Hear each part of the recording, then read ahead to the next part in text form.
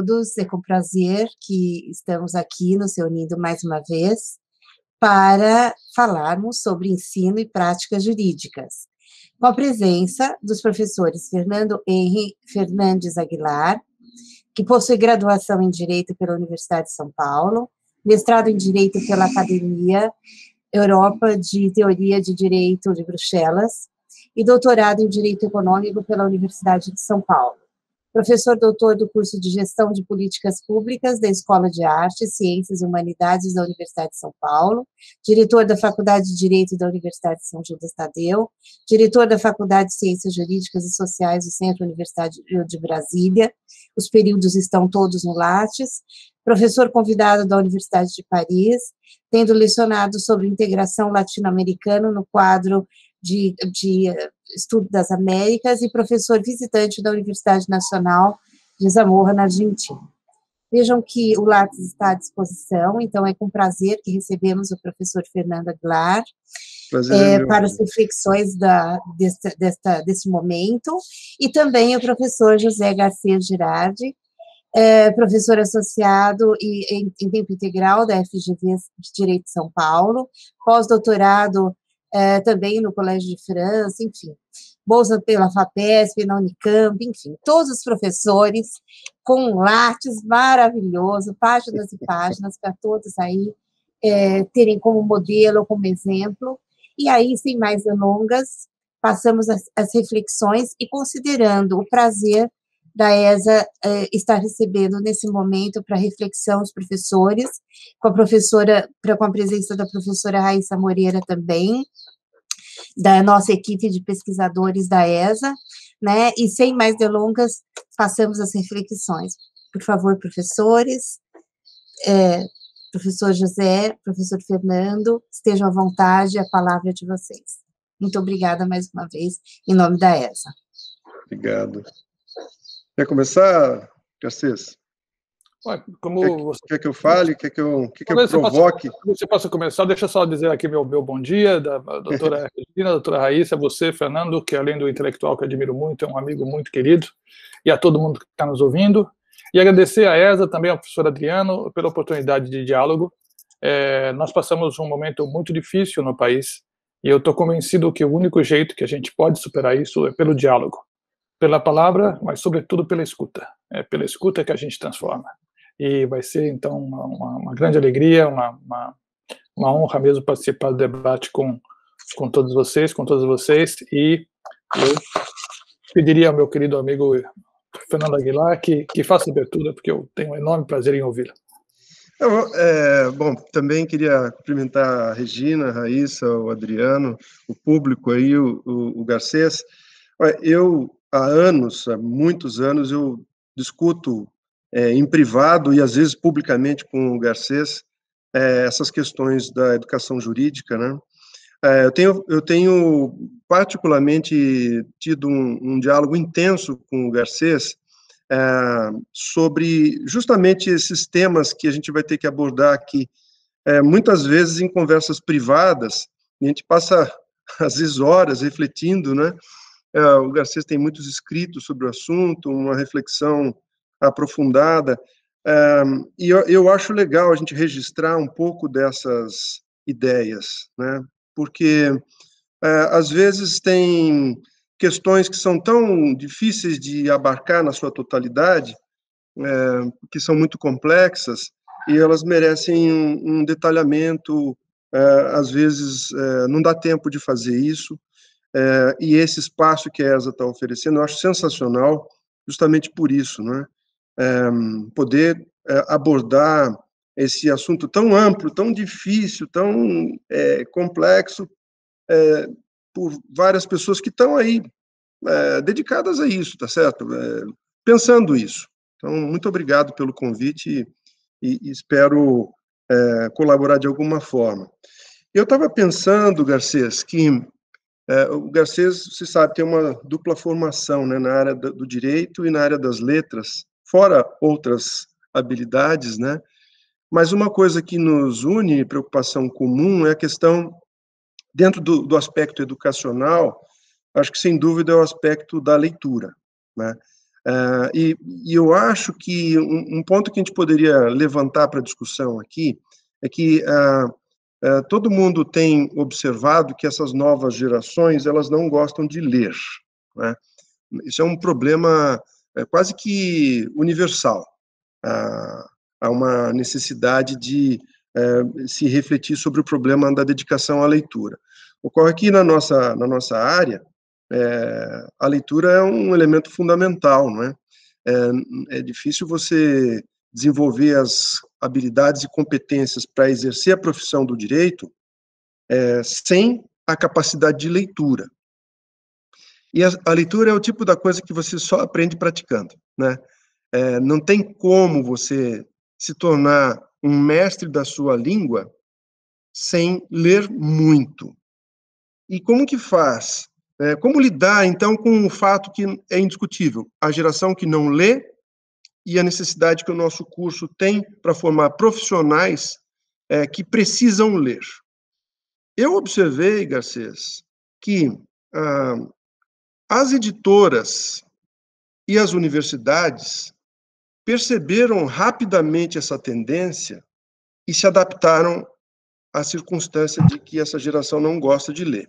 As editoras começaram a publicar clássicos da literatura resumidos, clássicos da literatura em quadrinhos, né? Na área jurídica, começaram a surgir o direito esquematizado. Os livros de direito esquematizado são gráficos, são simplificações, são resumos.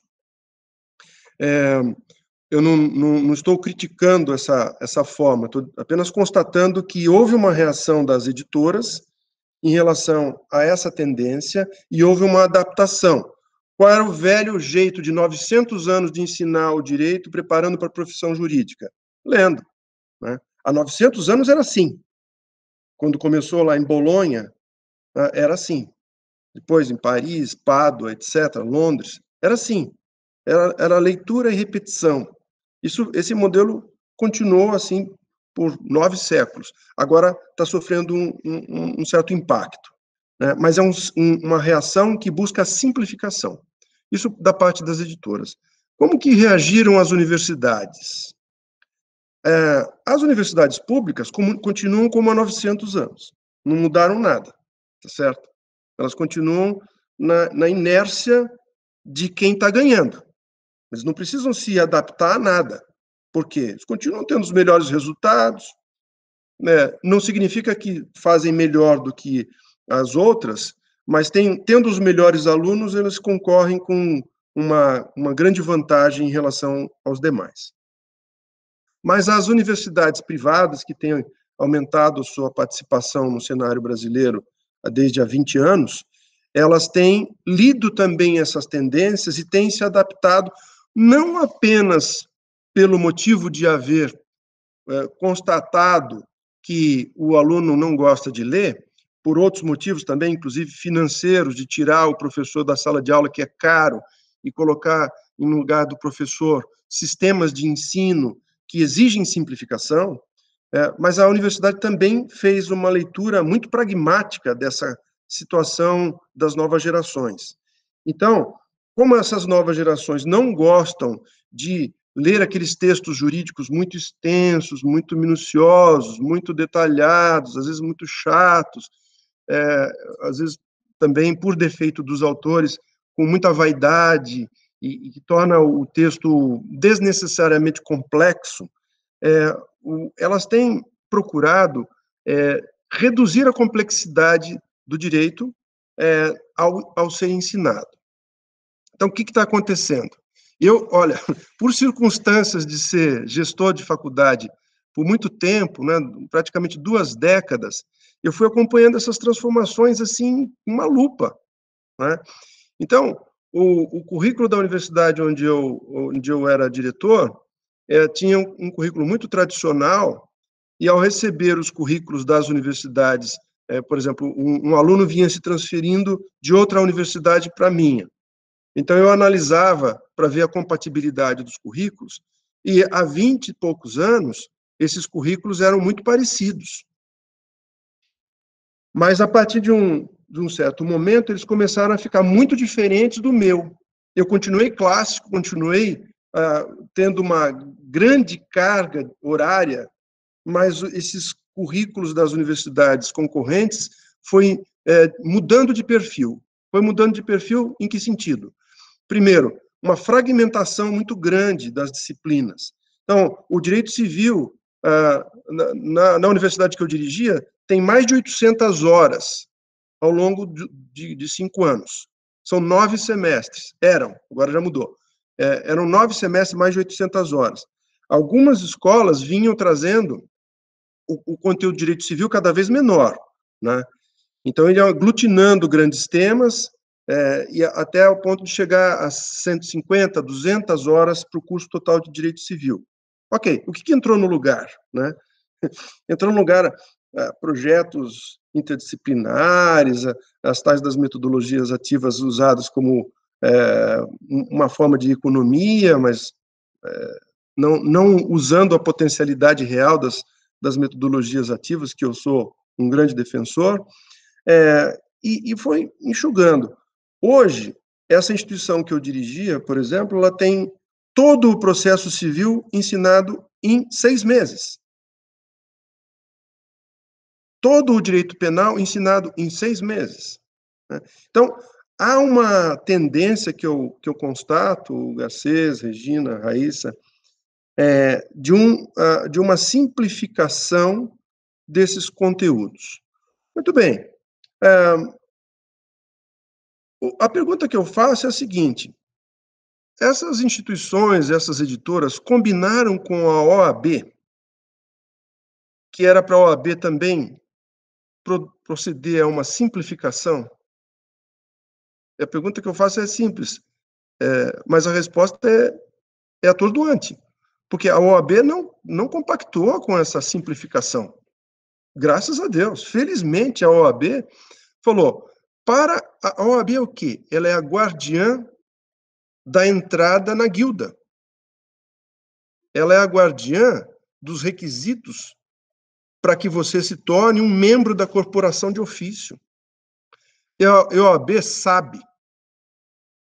sabe que o direito esquematizado, o direito simplificado, não é capaz de formar profissionais que resolvam com competência os problemas dos clientes, que é para isso que serve a advocacia. Né?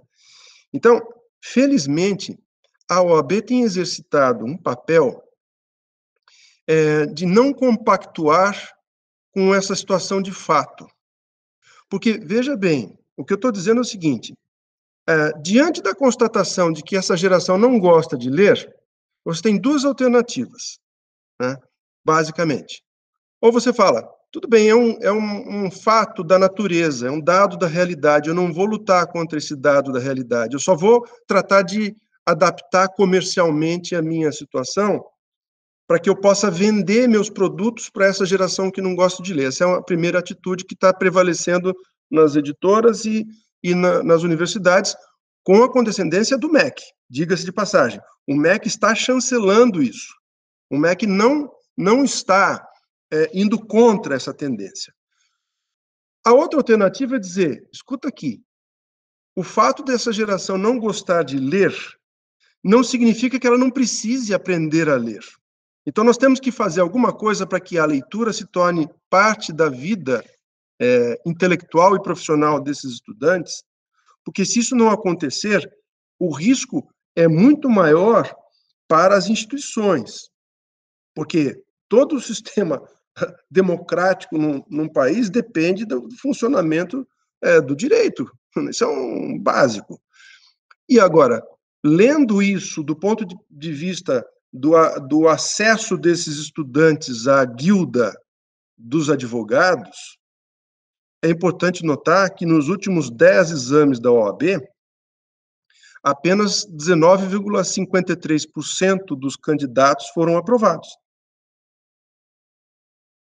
É muito grande o nível de reprovação. E se você pegar o desempenho das escolas privadas, só o desempenho das escolas privadas, isso cai drasticamente, porque As públicas têm uma média de 40% de aprovação, todas. Todas as públicas no Brasil, municipais, estaduais, federais, somadas, têm um desempenho de 40% de aprovação na OAB. Se você pegar isoladamente as privadas, você vai ter um número de 15% de aprovação. Então, isso aí faz com que a gente pense o seguinte: está funcionando esse sistema que optou pela primeira alternativa, ou seja, vamos constatando que a realidade é essa, que eles não gostam de ler e tal, vamos simplificar o conteúdo, vamos economizar dinheiro, vamos fazer com que a coisa seja mais esquematizada e não seja tão... não se opte pela segunda alternativa, em que nós precisamos fazer alguma coisa para fazer diferente, para melhorar isso. Tá? Então, eu queria lançar essa preocupação que eu tenho tido, tenho observado, e eu sei que você também se preocupa com essas questões, Garcês. Queria ouvir a tua opinião a respeito.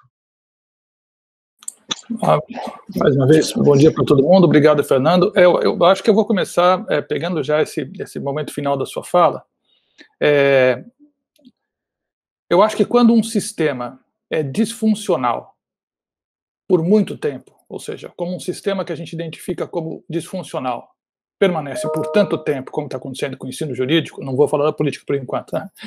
Mas quando o sistema é disfuncional e permanece por muito tempo, é porque, na verdade, ele é funcional, mas não funcional para aquilo que a gente acha que ele devia ser.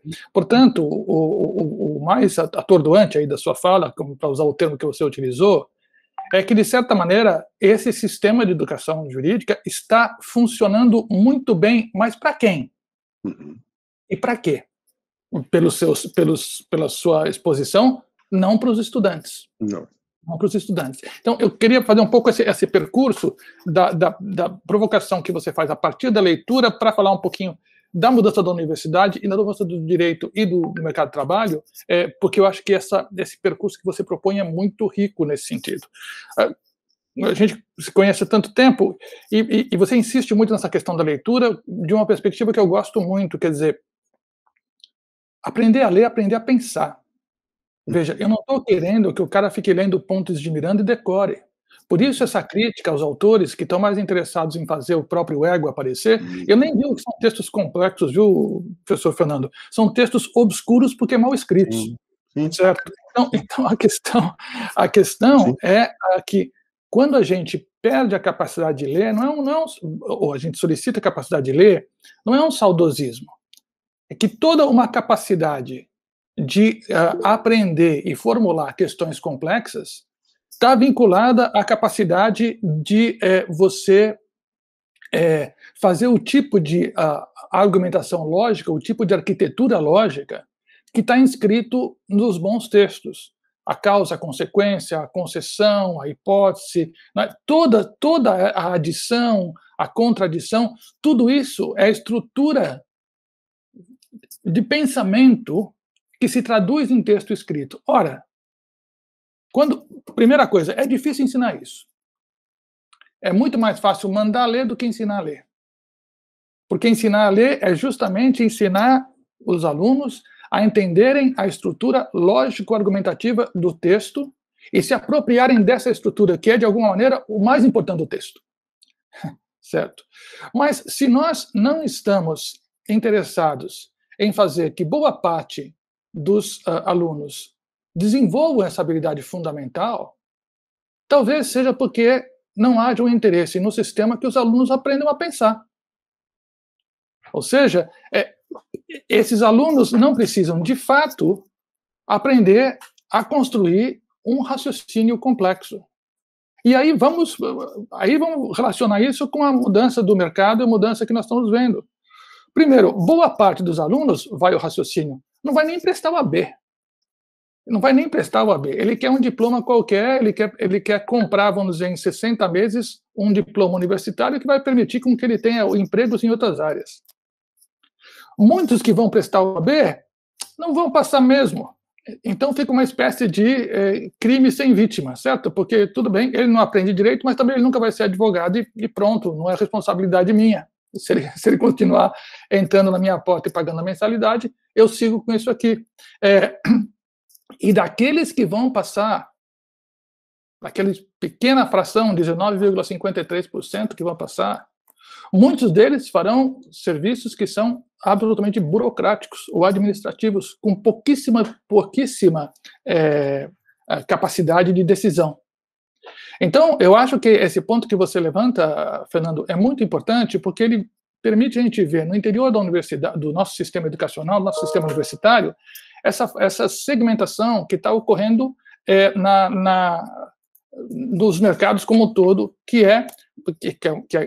tem feito a globalização ser um fator de aumento da desigualdade, que é, você tem cada vez mais nichos de faculdades de ponta, porque o fenômeno da massificação dos grandes grupos educacionais que você tem descrito há tantos anos, ele é concomitante ao surgimento de faculdades de nicho. Assim como o surgimento de iniciativas como a gente chama salsicharia do direito, esse tipo de coisa, é concomitante ao surgimento de escritórios boutique. Então nós vemos uma dinâmica que é uma hiperespecialização com um grande grau de qualidade no topo, e uma massificação embaixo. E parece que a mensagem é, olha, esse pessoal, na verdade, não precisa ser formado porque, no fundo, eles estão fora do jogo. E minha função não é trazê-los ao jogo. Isso é uma brutalidade enorme. Isso é uma brutalidade enorme. E o que nós vemos no topo? Nós vemos no topo, então, cada vez mais profissionais especializados, e aqui vou terminar, mas fazendo como eu prometi, uma ligação com a mudança no direito. O que está acontecendo? O direito hoje, e parte um pouco do estudo que eu tenho feito nesses últimos anos, a partir do que eu chamo de crise do Estado, que não é o desaparecimento do Estado, mas é o Estado não ser mais o agente central ou principal de uma série de coisas. Para quem trabalha com o grosso do capital, com o capital financeiro, com os investimentos, etc. e tal, a normatização estatal é uma normatização concorrente atualmente. Ou seja, você tem que lidar com uma posição de normatizações, sejam do direito internacional público, seja do direito internacional privado, muitas vezes de empresas privadas, de conglomerados privados, de governance, né, de bylaws, essas coisas todas. Para você ser proficiente como profissional aí, o direito nacional importa até a página 3. Você conversa com esse pessoal, os caras estão falando em inglês, os caras estão lendo direito americano, os caras estão lendo um estilo de lawyering, vai todo mundo fazer LLM. Isso para tratar com o grosso do capital. E o direito nacional, que trabalha em questão previdenciária, questão familiar, questão penal, fica com o que sobra desse movimento da atividade econômica.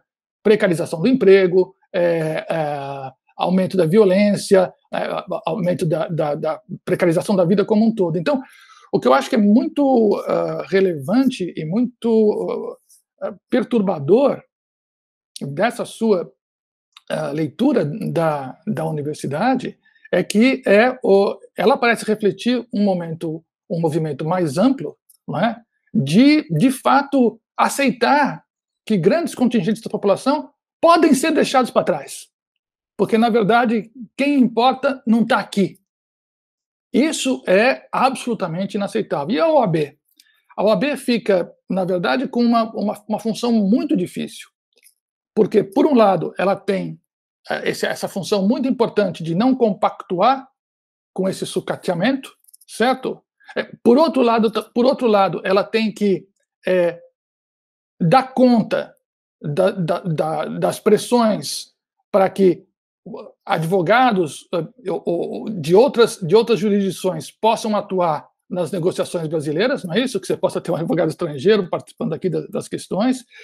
Ela pode parecer corporativa e retrógrada por um lado, por outro lado ela pode ser o último bastião para garantir um mínimo de qualidade de coisa, então ela fica no meio dessas duas coisas. Agora, e aqui vou devolver para você, um outro ponto que eu acho, um ponto que está junto com isso e que me parece que a gente precisa evitar, é que nós estamos, opção evitar não, que a gente precisa de alguma maneira denunciar, é que nós estamos utilizando afirmações que me parecem verdadeiras ou sólidas para justificar práticas que não estão ligadas a elas. Por exemplo, é verdade, e aí um pouco queria te ouvir, porque eu sei que você é um entusiasta crítico da tecnologia, isso que eu acho legal. É verdade, sim, que nós estamos indo para o mundo da economia 4.0, do trabalho por plataforma, da automatização do direito. É verdade que hoje em dia o trabalho do advogado, da advogada, se dará no espaço virtual, nas novas tecnologias. Portanto, é verdade que nós precisamos aprender. Tudo isso é verdade. Que nós temos uma revolução tecnológica que nós não podemos olhar para trás. Isso acho que está mais do que dado. Mas isso, em primeiro lugar, nos obriga a pensar melhor. Portanto, isso amplia a capacidade, a importância da leitura, não diminui. Segundo, entre você dizer que o mundo está mudando e precarizar professor e reduzir o debate sobre as disciplinas, não há nenhuma conexão. Não há nenhuma conexão. Então, o que se faz, e a mesma coisa vale para as metodologias ativas, utilizar argumentos ou propostas realmente inovadoras como justificativa postiça para encobrir práticas que, no fundo, têm objetivos, muitas vezes, econômico-financeiros, não desqualifica essas propostas e nem justifica essas práticas. Então, acho que tem essa conexão. Queria te ouvir um pouquinho dessa mudança tecnológica que está forçando a gente aqui, que é utilizada como pretexto para precarização de professores e para simplificação de aulas, para pegar um professor, pegar uma aula sua ou minha, gravar e vender essa aula não sei quantas vezes, não é isso? Então, e ao mesmo tempo é uma tecnologia que nos permite fazer coisas fantásticas, ter inclusão, ter mais participação, ter mais acesso à justiça, ter pesquisa de melhor qualidade. Então, acho que, como você me provocou, iniciando falando da leitura, deixa eu agora devolver a bola para você, te provocando, falando da tecnologia. Me ocorreram tantas coisas enquanto você foi falando. Quantos dias a gente vai ficar aqui para falar, só para me programar? Eu adoraria esmiuçar cada um desses detalhes com vocês. Mas realmente o Garcês falou, eu sou um entusiasta crítico da tecnologia, né? Porque eu me considero um fanático por tecnologia, eu adoro a tecnologia, gosto da riqueza dos dados, gosto da possibilidade de trabalhar com grande quantidade de dados e gosto do aspecto pedagógico que a tecnologia pode trazer, né? Mas o fato da gente se aprofundar em questões tecnológicas traz um conhecimento que às vezes é desagradável, porque você acaba descobrindo algumas coisas que não são boas, né? Você diz, apresentado como um argumento, não, isso aqui é utilizado nos países mais desenvolvidos, etc., mas acaba sendo só uma boa justificativa para você cortar custos, né? Eu acho que as metodologias ativas vieram para ficar, eu acho que a tecnologia é muito bem-vinda, eu acho que a gente deve se adaptar sim, eu acho que a gente deve pensar em novas formas de aproveitar a tecnologia para fazer com que o aluno aprenda. Ponto. Esse é o objetivo. Se não for com o objetivo obsessivo de melhorar a aprendizagem do aluno, está errado, né? E o que tem acontecido aqui no Brasil, como o Brasil costuma importar as ideias sempre pela metade, né? Só pela parte que convém. Por exemplo, né, a escravidão, né? Ela foi o movimento o liberalismo surgiu na Europa no século XVIII, né? E trouxe como corolário, né, um desenvolvimento da sociedade capitalista, de produção em escala, de produção de massa, e para que houvesse um consumo desses produtos produzidos em escala, era preciso acabar com a escravidão. A servidão não podia existir mais num sistema que precisava de gente consumindo, tá certo? Então, o liberalismo levou ao fim da escravidão, da servidão na Europa. No Brasil, nós importamos o liberalismo só na parte que convinha. né?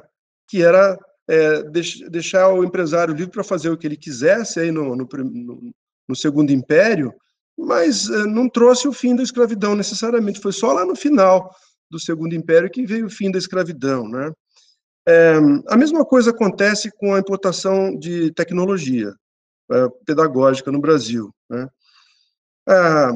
As tecnologias pedagógicas que estão sendo introduzidas na Europa, elas não têm por função redução de custos. Elas implicam até um aumento do custo, por uma razão muito simples. Primeiro, é um investimento em tecnologia, é um investimento em produção de novas formas pedagógicas, e há também uma necessidade de você trabalhar com grupos menores de alunos. Isso multiplica a necessidade de professores e de tutores para dar conta desse pessoal, né, dos alunos. Aqui no Brasil foi importado só a parte em que você tira o professor da sala de aula e coloca uma máquina mais barata, né? Agora, em qualquer lugar do mundo, né, em que você coloque só um professor falando no lugar da aula presencial, ou que você dê uma atividade que não tem interesse para o aluno, ela não vai reter a atenção do aluno, ela vai deixar o aluno frustrado, ela vai deixar o aluno disperso e, com certeza, não vai melhorar a qualificação dele. Então, assim, o que eu pontuo é a tecnologia, ela é utilizada para fim de melhorar a aprendizagem do aluno, ok. Se não for para isso, tudo está sob suspeita. Então, eu sou nesse aspecto, eu sou um utilitarista extremado. Utilidade para quem? Você mencionou isso, né?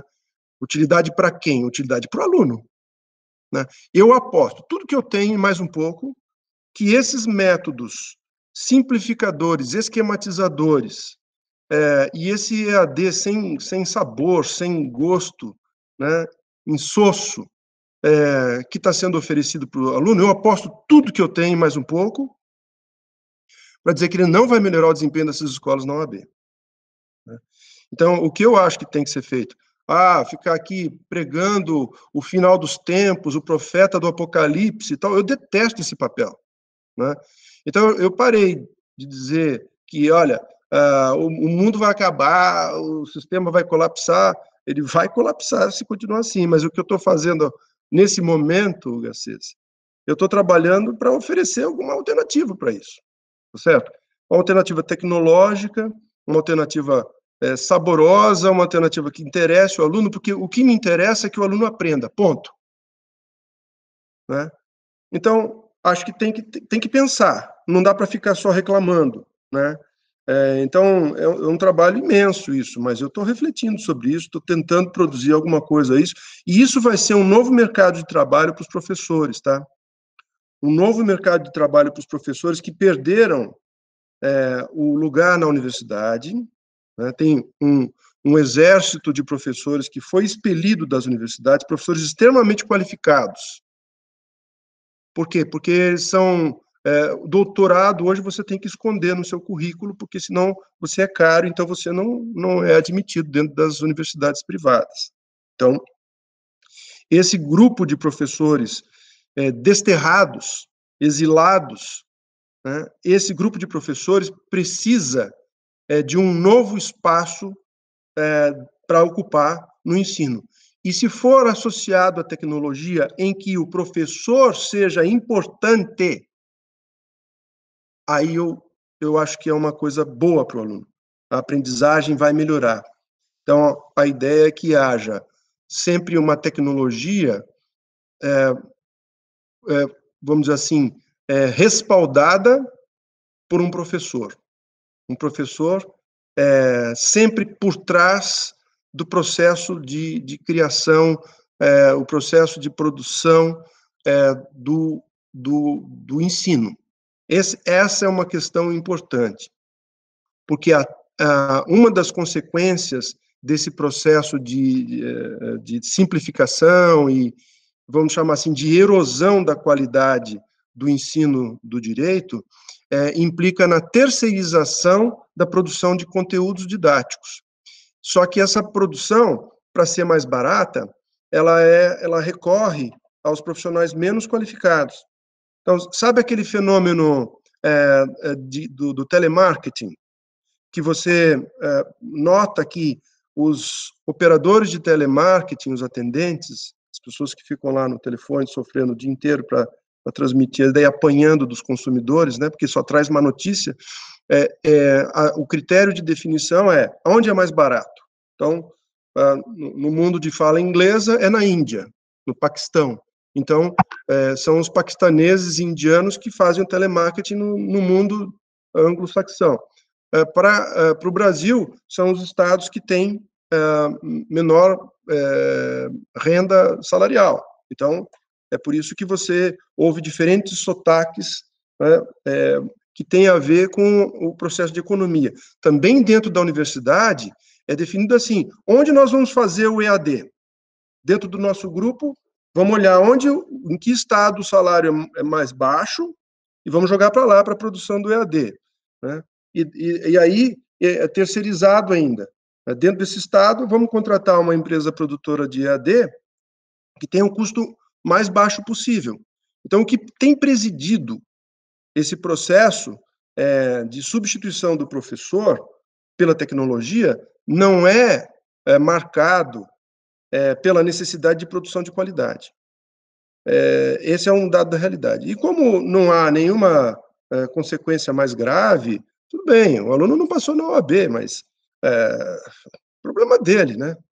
Certo? Problema dele. Eu já embolsei a mensalidade dele, né? Já tá feito.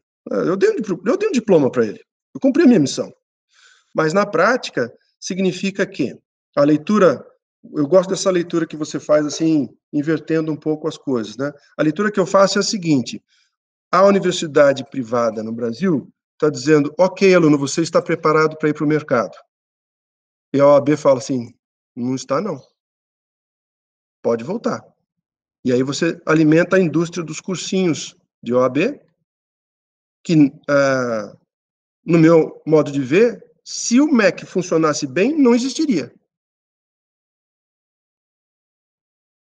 O MEC tem responsabilidade porque, teoricamente, a formação dentro de uma faculdade de Direito, com todas as exigências que o MEC faz. Gente, quem já recebeu visita do MEC sabe o terror que é. Né? Mas isso tem essa parafernália de exigências ainda tem sido insuficiente para garantir que o nível de exigência da OAB seja equiparado dentro do nível de exigência da universidade. Então, tem alguma coisa errada aí. Né? Esse é um ponto que eu queria ressaltar nessa discussão sobre a tecnologia. Né? Não sei se a doutora Regina e a doutora Raíssa me permitem falar agora? Ou se elas Sim, querem... por favor, à vontade. Então, eu queria, primeiro, só incidentalmente, complementando uma coisa que o Fernando falou, quer dizer, na verdade, a minha impressão, você conhece isso muito melhor que eu, mas a multiplicação de exigências para o MEC favorece os grandes grupos, porque o custo de gestão para atender isso aí é muito maior para quem já tem uma equipe que faz isso, que tem um custo, que você faz isso para todas as suas unidades, ao passo que uma pequena faculdade que tenta fazer as coisas corretamente, muitas vezes não tem as condições de fazer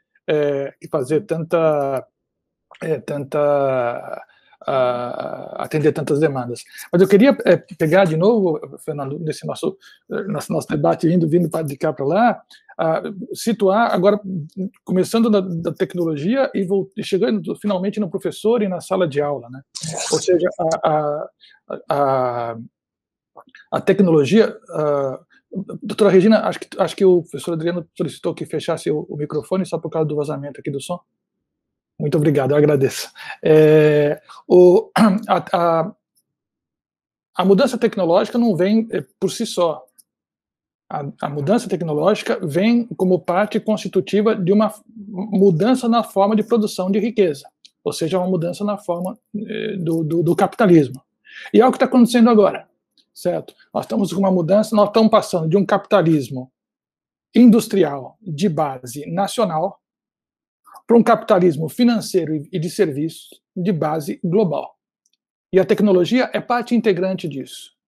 Assim como eu sinto que, e esse você é um grande estudioso disso, e o seu romance A Gárgula de Paris, em grande parte, fala disso, assim como a universidade moderna não é uma continuação da universidade medieval, é uma ruptura, porque o capitalismo medieval é completamente diferente do capitalismo moderno, e, portanto, a estrutura do saber, a estrutura da produção e, claro, a estrutura do direito é completamente diferente, né?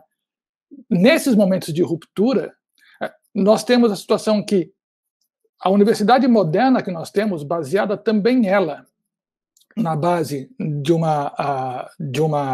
um capitalismo industrial de base nacional e, para colocar mais um pouco de pimenta na conversa, numa nação de verdade metafísica, ela também está fazendo água completamente nesse processo de mudança do capital, em que o horizonte é global, em que a tecnologia se torna central para a produção e, como já acentuei, e que tem produzido muita desigualdade. Essa mudança, portanto, das formas de produção da vida material vai determinar também a mudança das formas de produção da vida simbólica.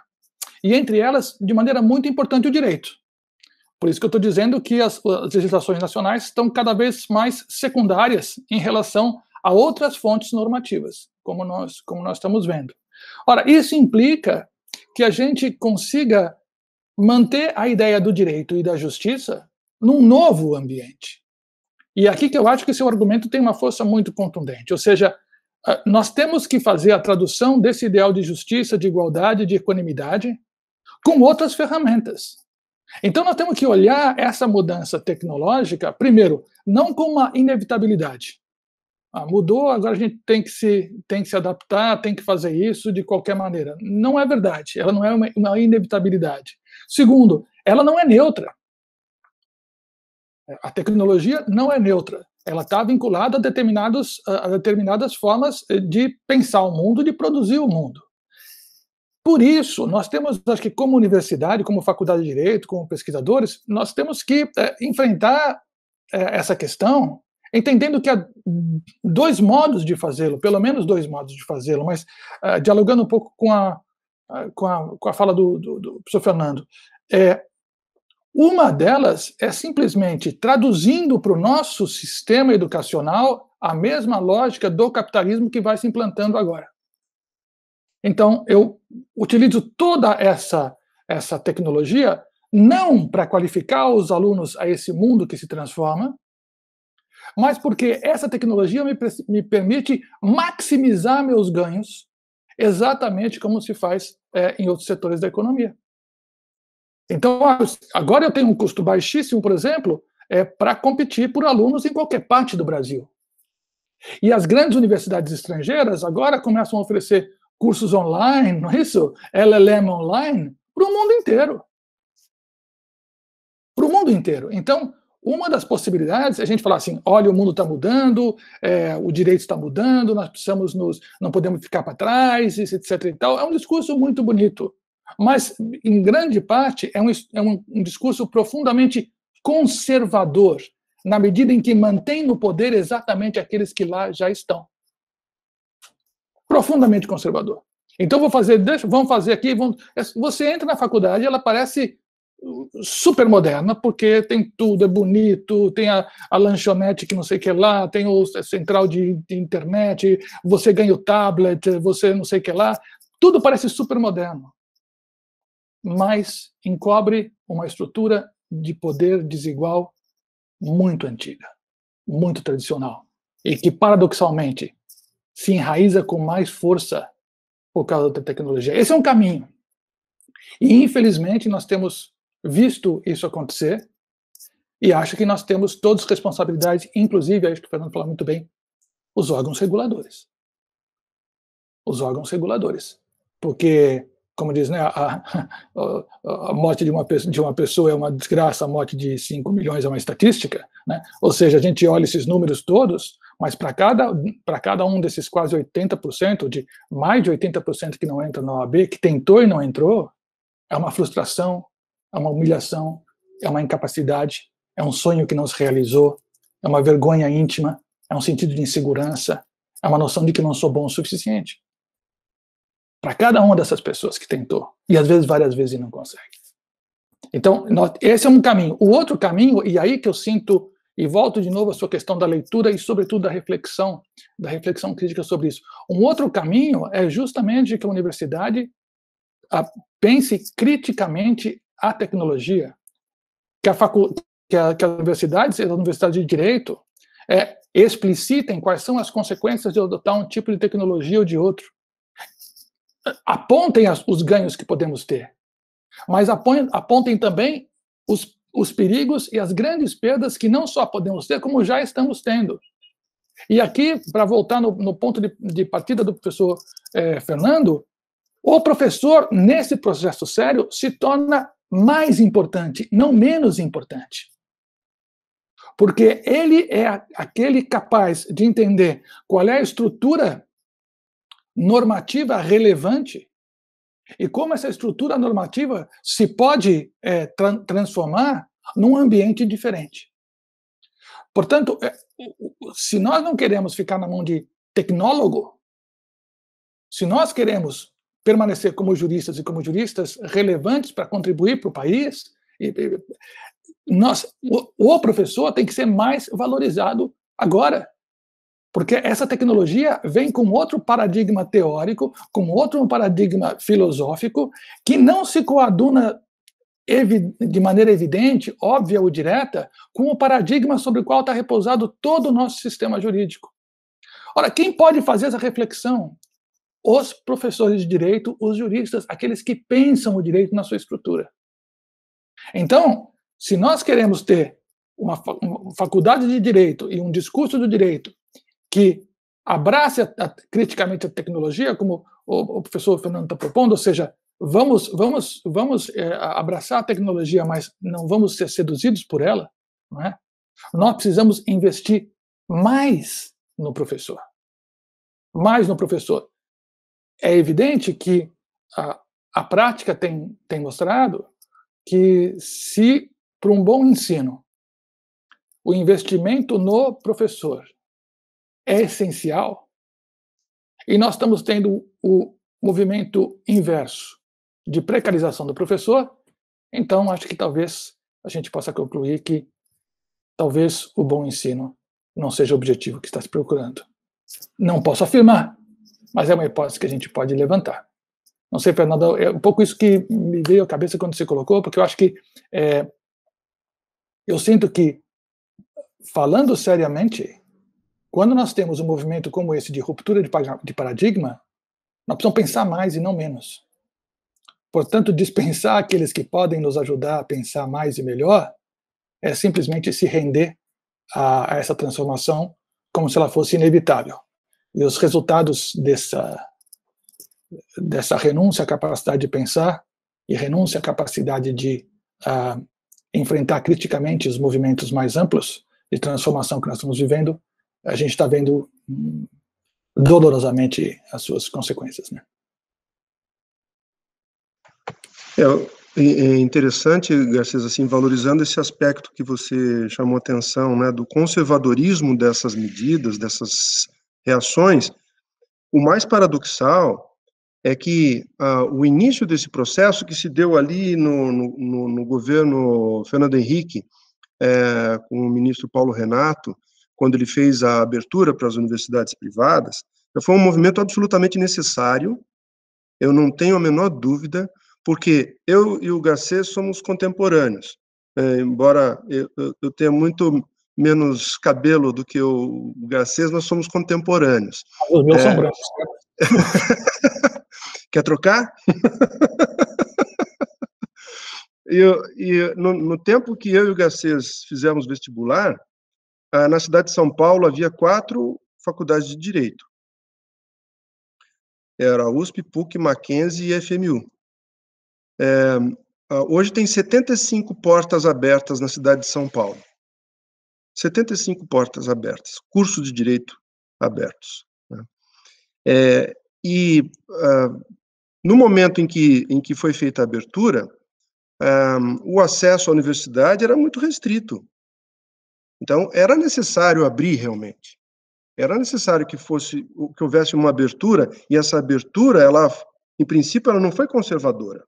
Ela deu acesso a mais gente. Porém, a forma como a regulação acabou ocorrendo se rendeu à força da universidade de massa. E o interesse da universidade de massa é de redução de custos ao máximo, porque ela vende os seus cursos a uma mensalidade muito baixa, né? Então, as várias questões que surgem é se não há um piso mínimo que deveria estar sendo exigido. Quem está exigindo isso não é o MEC, é a OAB. O piso, quem está decretando é a OAB. Agora, esse contingente novo de profissionais que entrou no mercado, ele ocupou espaços que antes não existiam, e isso foi importante. Então, existe, como você falou, os escritórios boutique e tal, que servem para atender as empresas muito poderosas, as pessoas físicas com muito poder aquisitivo, mas, de alguma forma, houve um aspecto positivo de que os profissionais surgiram nos bairros, os profissionais estão à disposição de um contingente maior de pessoas, né? Mas, mesmo assim, é bastante discutível se a extensão dessa expansão é a desejável, né? Porque há um excesso de profissionais e isso degenera a capacidade de remuneração dos próprios profissionais que são lançados no mercado, né? Então, eu percebo que esse movimento tem, sim, esses traços de conservadorismo, e a dificuldade que a gente tem quando a gente observa, como você bem falou, a questão do papel da OAB. A OAB, em princípio, ela não tem essa função de órgão regulador do ensino. Ela não tem essa função. Ela tem a função de guardar as portas de acesso à corporação profissional.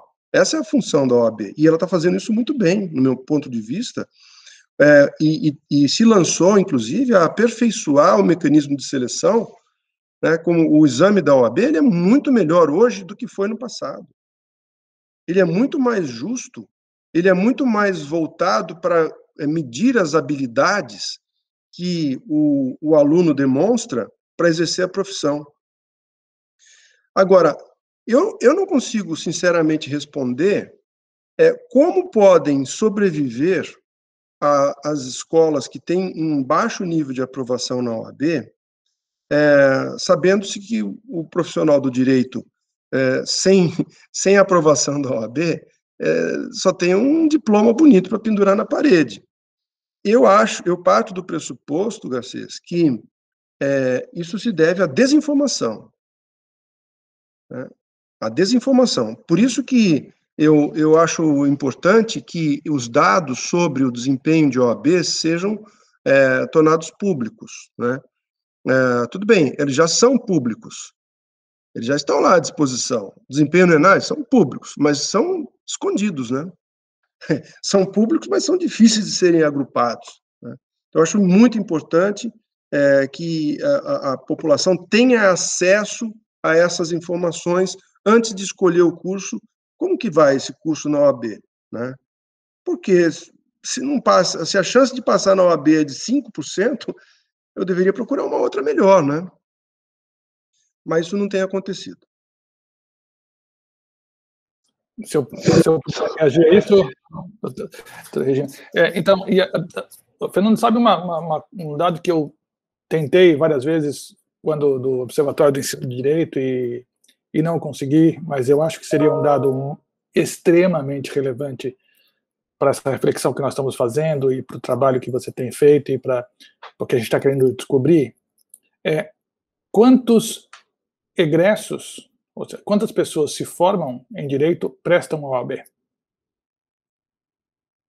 Porque nós temos 19% de aprovados dos que prestam. Mas nós temos um número galáctico de cursos de direito no Brasil. Me parece que o número daqueles que se apresentam para o exame, contando aqueles que se apresentam pela segunda, terceira, quarta e quinta vez, né, é pequeno se comparado com o número de pessoas que se formam, dos bacharéis em direito. Ou seja, é possível supor, isso aqui, estou apenas pensando nos números, né, para onde vai todo esse pessoal? E aí eu acho, Fernando, que nós temos uma questão muito importante, que é, bom, suponhamos que boa parte desse contingente deseje, como apontei no início, como sugeri no início, meramente um diploma de curso superior. E do direito é muito barato. Nós temos administração também isso, às vezes nós temos pedagogia, acho que são cursos muito procurados, né? Porque basicamente é giz e cuspe, né? Você fala e não tem matemática.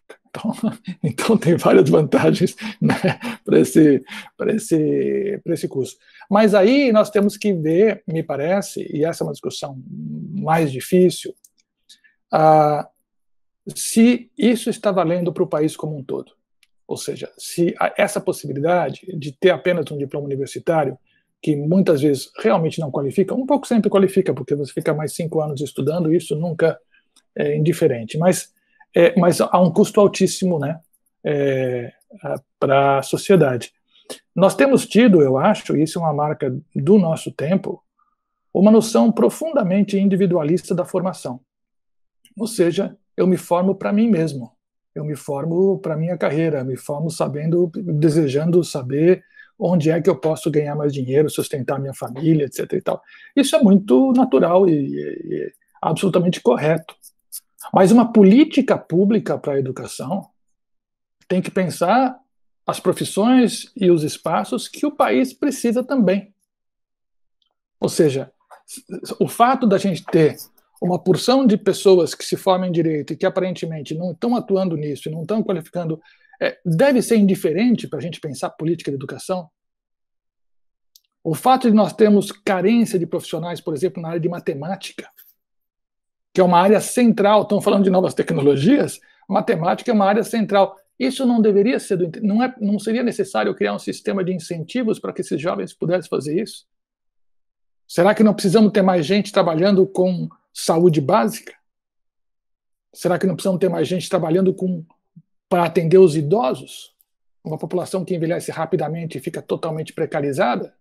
Então, acho que o problema que você levanta, e que eu sinto que é muito importante, tem essa dimensão que eu gostaria de colocar no primeiro lugar, que é, em algum momento, nós precisamos discutir a sério, né, que a educação não pode ser um projeto individualista e pessoal. O país tem que ter uma política de educação que crie incentivos para que a gente possa, daqui a 15 anos, 20 anos, ter os profissionais que o povo brasileiro necessita. Não é uma empreitada. Isso é essa noção de educação como consumo, que no fundo é o que você está, como um bem de consumo. A educação é um bem público, e é um bem público para o público. Então, quando a gente se forma, se eu me formo mal numa faculdade, isso não é um problema só para mim, isso é um problema para todo mundo. Né? E aí eu vejo, Fernando, de novo, talvez reiterando um pouco o que você está falando, que são, além da OAB, que é vamos dizer, que é o guardião aí do acesso à profissão de advogada, de advogado, nós temos os concursos públicos. E se nós vamos olhar de onde vêm os aprovados de concursos públicos, eu imagino que a maioria deles não venha de faculdades com baixo nível de aprovação na OAB. E daí nós fazemos, talvez, e isso me parece uma coisa que nós precisamos colocar, nós precisamos muito, eu, pelo menos, a minha opinião, ter uma política agressiva de cotas para o serviço público, para o Ministério Público, para a magistratura, isso eu estou absolutamente convencido. Mas não podemos deixar que essa luta, que é importantíssima, nos deixe de perceber que tem uma clivagem também de prestígio ou de classe, que por sua vez se transforma em classe, quer dizer que se você não tiver, provavelmente, numa das faculdades públicas ou numa das faculdades privadas, a sua chance de ter acesso a qualquer profissão jurídica é muito pequena. É muito pequena. Então, o que eu sinto é que quando a gente começa a pensar na educação jurídica com o olhar grande que você tem, e que a gente está tentando aqui fazer, a gente percebe que as contradições do país vêm à tona. E que esse sistema educacional, que eu digo, disfuncional para os fins que a gente gostaria que ele fosse, mas muito funcional para os fins que a gente gostaria que ele não fosse, esse sistema não surgiu em Marte. Ele surgiu aqui pelas escolhas que nós fizemos. Então, eu acho que, nesse momento, nós temos que, de fato, repensar essas escolhas fundamentais, entre elas, a noção de que a educação, evidente que interessa ao indivíduo, mas a educação interessa ao país como um todo. Na opção de médico, na opção de enfermeiro, na opção de engenheiro, na opção de matemática, na opção de professor de história, na opção muito de advogados, de juízes, de promotores, na opção de cientista, na opção de gente que saiba entender o Covid, não é isso? Na opção de biólogos. Isso é política pública. Então, eu permiti que um recurso enorme privado da população brasileira, indiretamente financiando instituições privadas, por uma coisa que a médio prazo pode aumentar nosso número de pessoas indo à universidade, mas eu não quero aumentar o número das pessoas indo à universidade para falar na ONU que eu tenho X pessoas na universidade. Eu quero aumentar o acesso das pessoas às universidades para qualificar as pessoas e melhorar o país.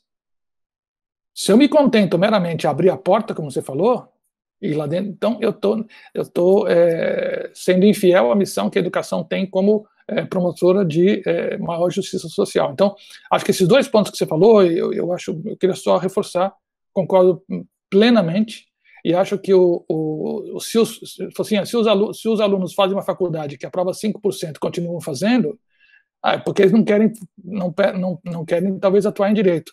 Se essa hipótese for verdadeira, eu devo dizer o quê? Então, tudo bem? Então não tem problema? Então sai todo mundo ganhando?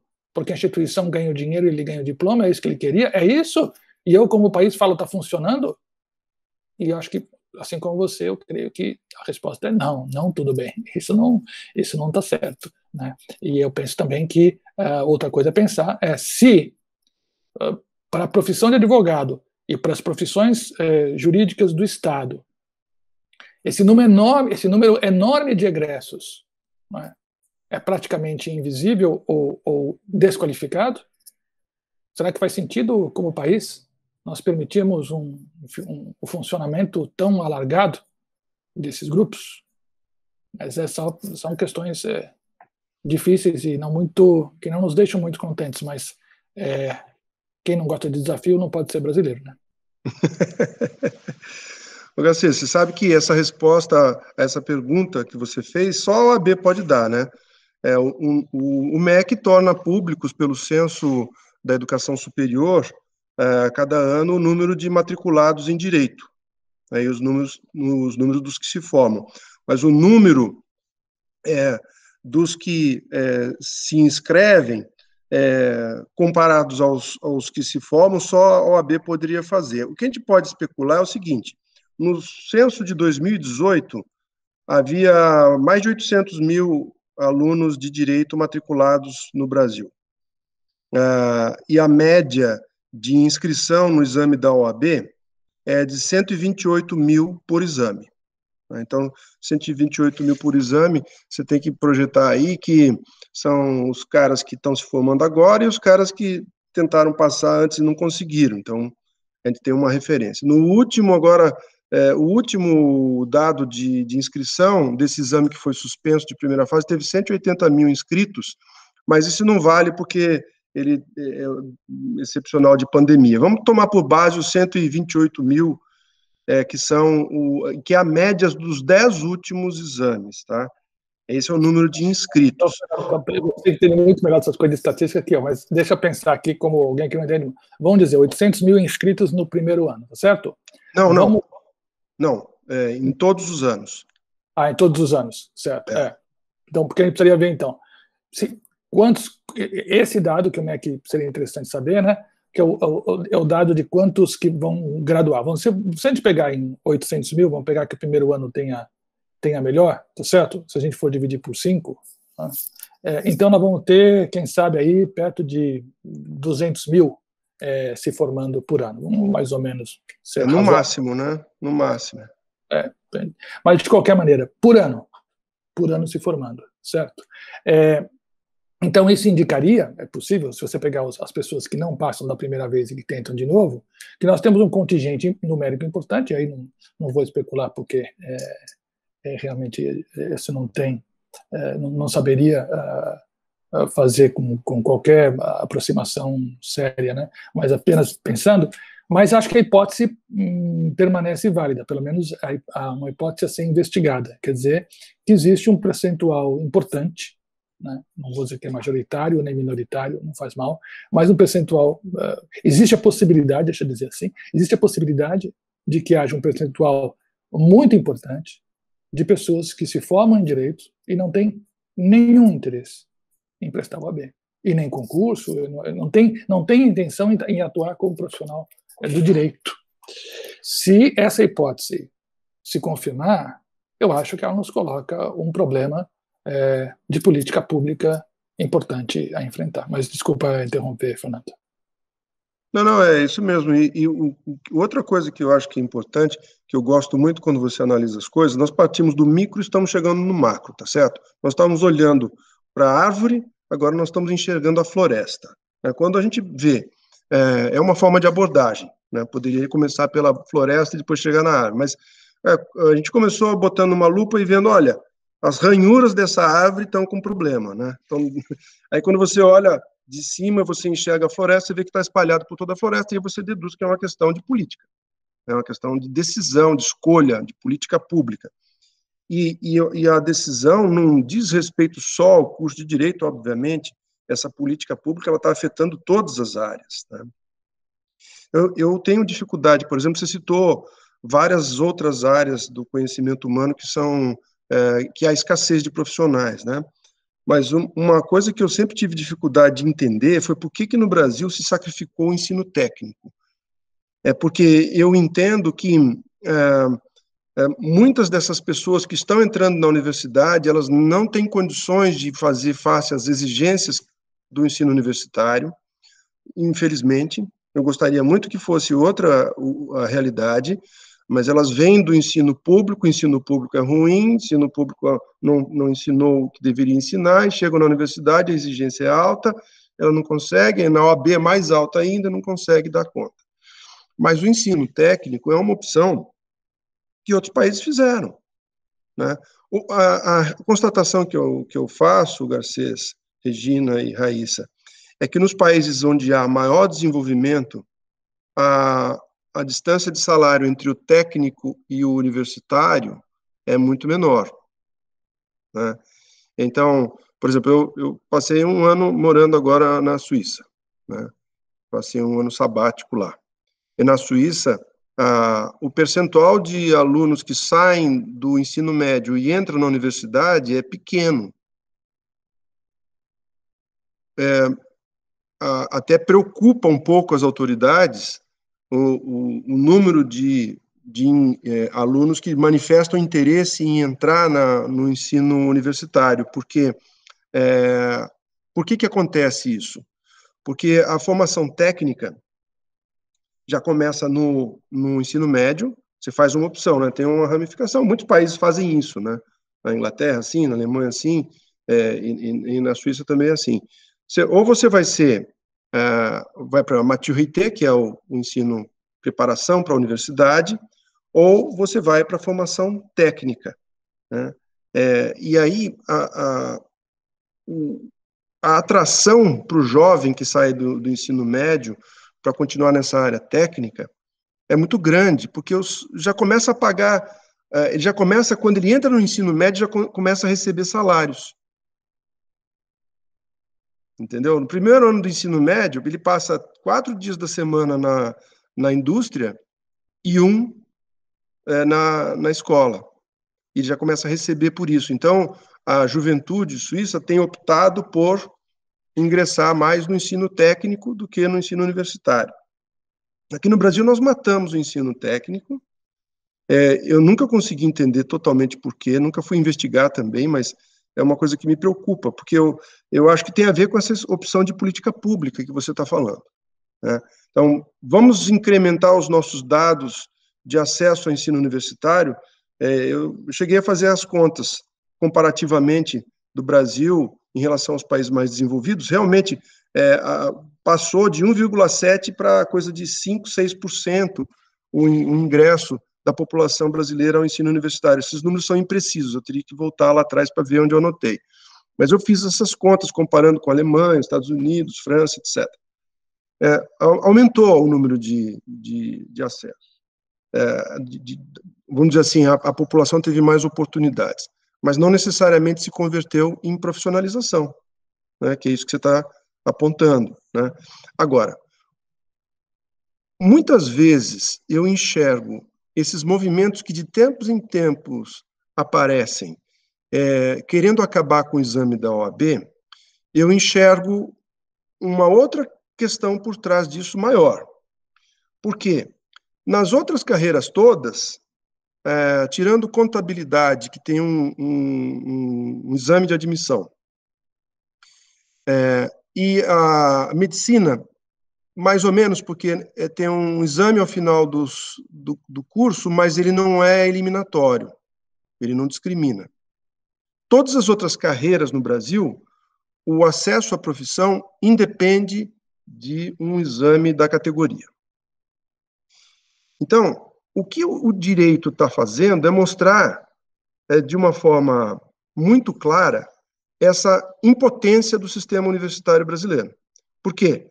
Que sistema pode ser bem avaliado se só 20% dos egressos conseguem entrar na profissão? Mas o que eu chamo a atenção é que, nas outras carreiras em que não há exame de admissão, essa desqualificação também está presente, só que ela não aparece. Então, se a febre não está baixando, vamos quebrar o termômetro. É mais ou menos isso, a estratégia desses que pregam o fim do exame da OAB, que é o termômetro, vamos quebrar o termômetro porque ele traz uma verdade incômoda.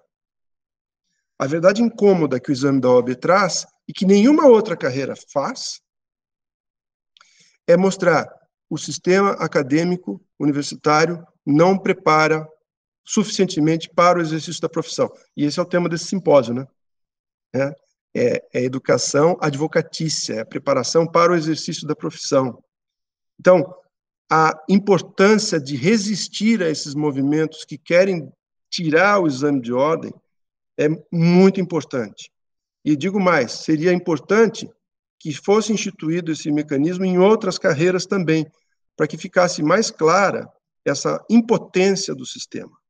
A palavra é essa, impotência do sistema acadêmico brasileiro. Raíssa e a Regina puder falar só rapidamente, sei que estamos chegando também ao final, talvez, do nosso tempo. Acho que, como sempre, o Fernando toca com muita clareza, né, os limites do problema. Evidentemente que nós temos ainda um acesso à educação superior no Brasil absolutamente insatisfatório. Acho que o que se diz daqui é que pessoas não são estatísticas, elas são seres humanos e precisam ser qualificados de fato.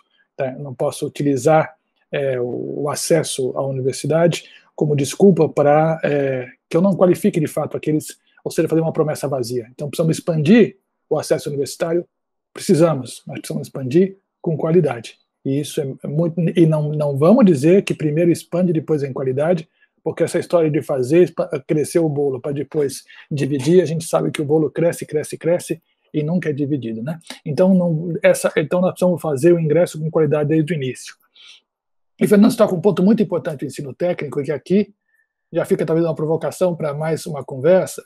Eu acho que tem a ver também com a questão simbólica. O Brasil é um país profundamente hierárquico, né? Uma marca profunda da nossa formação, e eu não sei quantos outros países no mundo dizem que se você tem diploma superior, você não pode ir para a cela comum, certo? Isso diz o que a gente acha do ensino superior. É uma diferença de categoria entre seres humanos. Ou seja, você que fez ensino superior é diferente dos demais seres humanos. Não é? Então, esse capital simbólico, isso é uma coisa. Se ali é uma outra coisa, em boa parte, e eu acho que isso no direito é muito claro, vamos colocar no século XIX, talvez permaneça no século XX e XXI, mas você consegue colocação na profissão jurídica por causa do seu sobrenome, do compadrio e das relações que você faz. Então, a coisa mais importante é quem você conhece, e quem você conhece é na faculdade. O ensino técnico funciona em sociedades mais horizontais socialmente, em que o seu dinheiro vem da sua competência, não do seu sobrenome. Então, se você esteve lá na Suíça, se você é um bom queijeiro, você ganha dinheiro para chuchu. E mais, o seu prestígio social não é menor do que um professor não é. O sujeito que cria lá, que cria as trutas, que são as melhores trutas, esse cara, mas qual é o esquema? Ele está ali porque ele é bom no que ele faz, não por causa do sobrenome. Mas nós temos uma estrutura hierárquica no setor público e no setor privado, em que o que garante acesso às melhores posições é frequentemente quem você conhece, não o que você sabe, o que você faz. E nesse espaço, a universidade é melhor mesmo que o ensino técnico. Mas isso mostra mais uma vez a distorção profunda de uma sociedade, para pegar a sua questão do liberalismo lá, que eu achei brilhante, a distorção profunda de uma sociedade que utiliza um dos principais instrumentos deveria ser um dos principais instrumentos de equalização social, que é o sistema educacional, para perpetuar justamente a desigualdade social. E isso a gente precisa enfrentar com coragem, e eu tenho convicção de que são eventos como esse, debates como esse, e pensadores como o meu querido Fernando Aguilar, que permitem que a gente possa fazer esse enfrentamento sempre com muita persistência. Eu falo, se a gente não pode ser hegemônico, a gente tem que ser persistente. Então, já fica aqui meu agradecimento, porque eu acho que nós estamos chegando mais próximos do final do nosso encontro.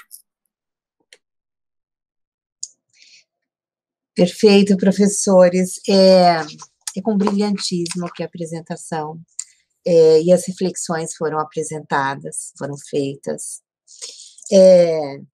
Só uma observação, também estou aí na contemporaneidade.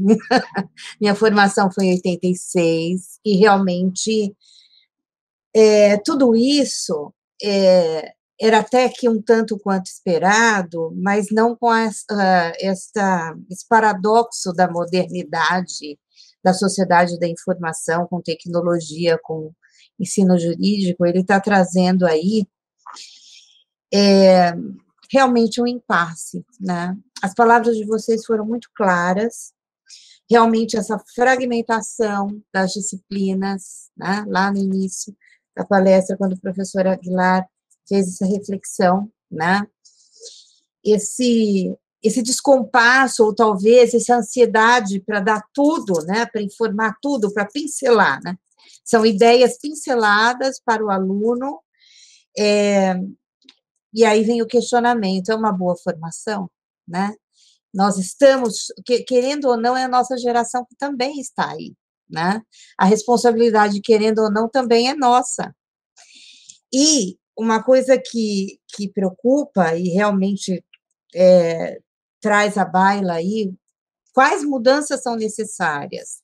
Porque, com toda essa reflexão, e realmente essa questão última aí, assinalada pelo professor Girardi, do compadrio, até que ponto esse compadrio vai fazer do nosso país, do nosso estado, enfim, do nosso país, das pessoas que aqui estão, mais felizes, mais competentes, mais equilibradas, né, para fazer frente a uma pandemia como aí está, para estar preparado para uma liderança, para estar preparado para realmente estar competindo com os melhores países.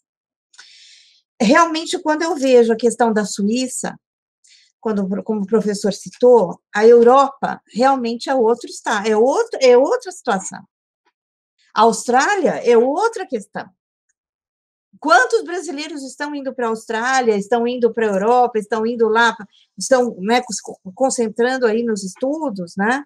Ótimo, tem mais aqui mesmo, nós temos que trazer elementos até para fazer as comparações, né? Mas é uma outra realidade.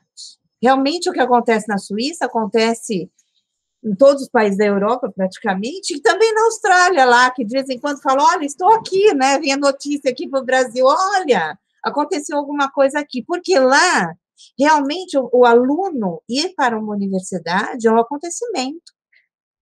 Sair do ensino do segundo grau, que é onde os pais ainda mais ou menos acompanham, e ir para que nem é essa terminologia que eles utilizam lá, mas enfim, e ir para o ensino superior é algo inusitado, porque lá tudo tem que ter o técnico, não é como aqui. Então, o senhor precisa de um encanador, ele tem que ter um diploma, e se ele não for competente como encanador, ele sai do mercado. Aqui, nós sabemos muito bem o que custa para nós um encanador, porque não tem formação.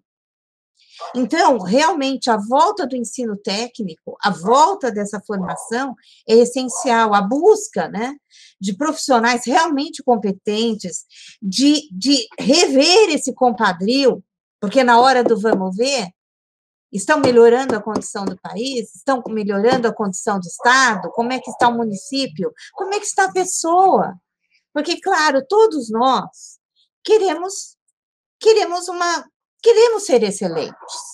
Todos nós, todas as pessoas querem ser reconhecidas pelo seu reconhecimento técnico de competência. E aí, a pergunta que eu gostaria, que eu faço agora para vocês, nesse aprender a ler, aprender a pensar, né, em todo esse processo que literalmente foi desconstruído, porque o que eu vejo dia a dia, e veja, quando eu vejo dia a dia, não é só no outro, não, eu vejo em mim também. Porque essa sobrecarga de tudo, quantas vezes nós temos condição de parar para ler com a tranquilidade, com a concentração, porque agora nós vamos ter que dar um curso de concentração. Por quê? As pessoas não estão conseguindo se concentrar, isso é um problema, né? Daqui a pouco nós vamos ter que dar um curso disso. Então, em que medida que as pessoas, inclusive a nossa geração, entrou nessa máquina, né, da modernidade, da sociedade da informação, que está desconstruindo praticamente tudo, e que se nós não pararmos, né, e veja, para estarmos aqui nesse momento, eu, Raíssa, vocês, Adriano, enfim, toda a equipe, e todos os que vão estar acompanhando a nossa gravação, e que estão e que vão acompanhar, veja, é um papel, é uma parada de tudo aquilo, de todas as pressões para concentrar. Então, eu vejo que todos nós estamos na situação de desconforto, e todos nós estamos na situação, uns mais, outros menos, claro. E aí, a primeira pergunta, como direcionar essas políticas públicas? Pergunta 2, como direcionar e como propor uma nova resposta para esses cursos de direito, que, querendo ou não, já estão aí aprovados? São as duas primeiras perguntas. Acho que eu passo primeiro as respostas aos professores, porque eu tenho apenas algumas anotações que eu fiz sobre tudo que foi dito, então, por favor, professor. Fernando, você quer começar? Olha, Regina, acho que só foi muito feliz na sua colocação. Nós estamos com um quadro muito, como eu digo, que é um quadro de ruptura em todas as dimensões da nossa vida, e aqui, nesse caso, estamos debatendo essa ruptura no sistema educacional, formação de profissionais na área do direito. Eu tenho a impressão que a política pública, no meu modo de ver, primeiro, a definição de quais são nossos objetivos enquanto coletividade, né? Ou seja, eu quero ter acesso à justiça de qualidade, quero ter um sistema jurídico de justiça de qualidade, uns advogados de qualidade, ok? O que eu preciso para fazer isso? Preciso de bons espaços de formação, não é? E isso implica investimento público direto e implica investimento privado, que é levado a fazer as suas opções buscando esse objetivo, né? Uma profissão jurídica de qualidade. Acho que aqui, para juntar um pouco as duas perguntas, se eu percebo, não é, mensuradamente, ao longo do tempo, que há muitas instituições privadas que não contribuem para esse objetivo de política pública, sendo que a educação é um bem público, será que realmente eu tenho que manter indefinidamente a licença dessas instituições funcionarem? Se eu tiver uma instituição, ou vamos dizer, ou se eu tiver se eu posso ter um restaurante privado, não é isso? Mas se repetidamente eu servir alimentos que... Uma coisa é a pessoa comer comida ruim, outra coisa é fazer mal à saúde pública. Então, a primeira questão é decidir quais são as nossas prioridades. A nossa prioridade é ter um sistema jurídico que funcione para promover justiça no país, e para isso precisamos de bons profissionais do direito. Essa é a política pública. Os particulares que entram nesse mercado entram para contribuir para essa política pública. A educação não é um bem como qualquer outro. A educação é estratégica para o futuro das próximas gerações do nosso país. Eu não estou vendendo bala. Portanto, eu acho que eu juntaria aqui, ou seja, a clareza da política pública, a coragem da política pública, e dizer aos particulares que a atividade privada, ela é privada no seu financiamento e no seu lucro, mas o objetivo é de todos. Assim na comunicação, assim na saúde, assim no transporte, mas, sobretudo, em algo tão central para a reprodução social, transformação social, e para o futuro das próximas gerações desses países, nós estamos brigando aqui por gente que não nasceu ainda.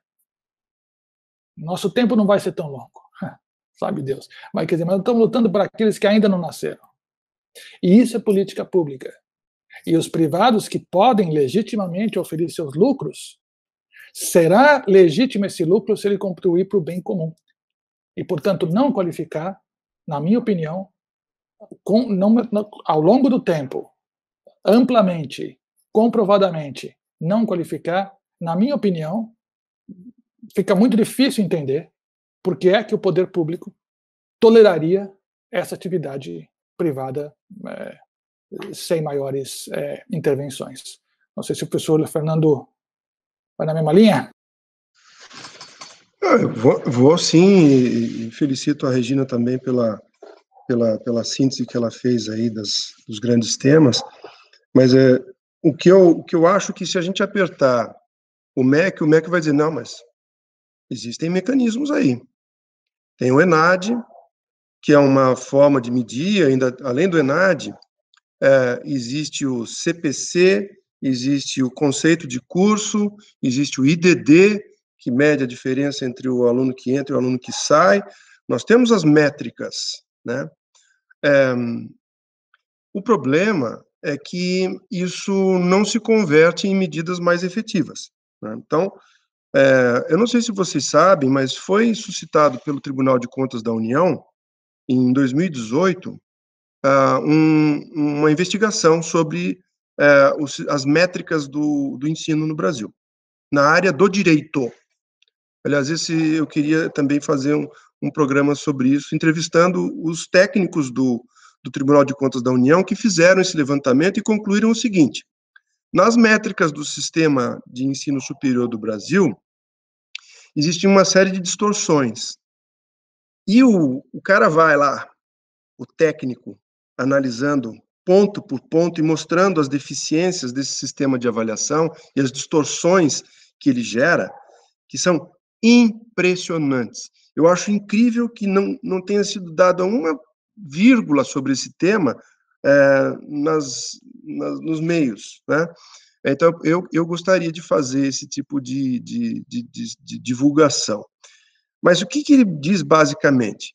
Olha, o sistema, em princípio, ele é bem intencionado, porque ele quer dizer assim, se você não atingir um certo desempenho no ENAD, que é a prova que o aluno vai lá e faz, né, a cada 3 anos. O egresso vai lá a cada 3 anos e faz essa prova do ENAD para medir se ele está qualificado ou não. Não vou nem entrar no mérito de como essa prova é feita, eu tenho um monte de problemas com ela, mas não é o foco. Aí, se você vai ter uma nota de 1 a 5, né? Se você tirar uma nota 2, que é abaixo de aprovação, por 2 ENADs seguidos, por 2 edições do ENAD seguidas, você entra num regime de supervisão do MEC, e aí o MEC vai poder intervir na sua gestão, vai controlar o que você faz e o que não faz, vai apresentar uma série de exigências, é como se fosse um termo de ajustamento de conduta, e a instituição se compromete a cumprir aquelas exigências. Muito bem.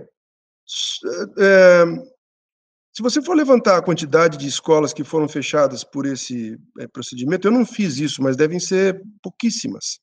E às vezes é porque ela desiste. Porque, no geral, o que esse sistema apontou, o que essa investigação do TCU apontou, foi que existe uma sequência de quebra-galhos, entre aspas, eu estou simplificando aqui uma coisa muito séria e muito técnica, que são o CPC e o conceito de curso.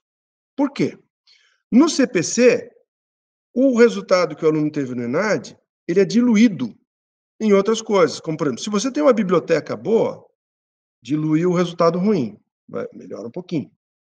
Se você tem uma resposta positiva dos alunos a um questionário, você tem uma melhoria no seu CPC. E assim vai, né? Então, eles apontaram, o CPC dilui o rigor do ENAD. Tudo bem.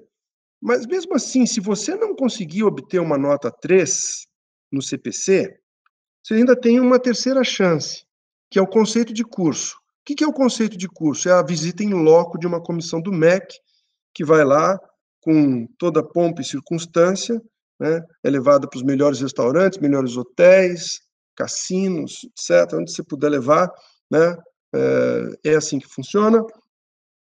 E aí você tem uma avaliação que chamou a atenção dos técnicos do TCU. Porque, frequentemente, quem tira 2 no ENAD,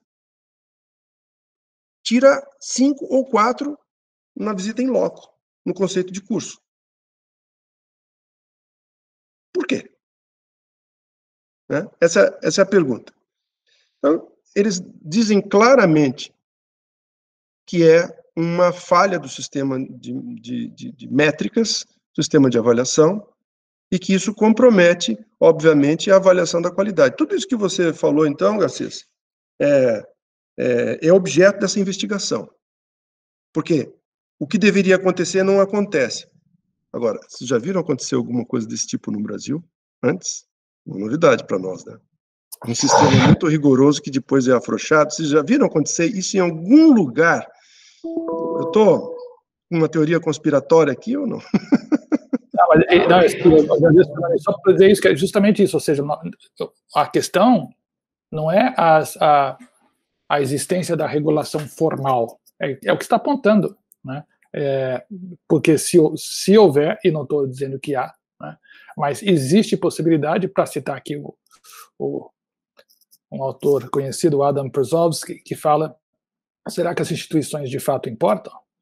Porque se as instituições apenas funcionam dentro da lógica profunda de mando das sociedades em que se escrevem, talvez isso não ocorra. Por isso que eu estou dizendo, e acho que foi fantástico você ter falado isso, porque joga a luz que não basta uma estrutura formal, e é um pouco um paralelo, não basta ter o diploma se você não sabe, não sabe nada. Não basta uma estrutura de regulação se a regulação